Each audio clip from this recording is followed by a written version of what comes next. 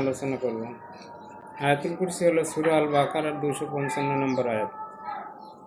রাসূলুল্লাহ সাল্লাল্লাহু আলাইহি সাল্লাম বলেছেন, আয়াতুল কুরসি কোরআন শরীফের মধ্যে সবচেয়ে শ্রেষ্ঠ আয়াত। এর কয়েকটি ফজিলত হলো, আয়াতুল কুরসি পরে বাড়ি থেকে বের হলে 70,000 ফেরেশতা চারদিক থেকে তাকে রক্ষা করে। আয়াতুল কুরসি পরে বাড়িতে ঢুকলে বাড়িতে দারিদ্রতা প্রবেশ করতে পারে না। আয়াতুল কুরসি পরে ঘুমালে সারা রাত একজন ফেরেশতা তাহাকে পাহারা দেয়। প্রত্যেক ফরজ নামাজের পর একবার করে আয়াতুল কুরসি পাঠ করলে জান্নাতে যাওয়ার আর কোনো বাধা থাকে না।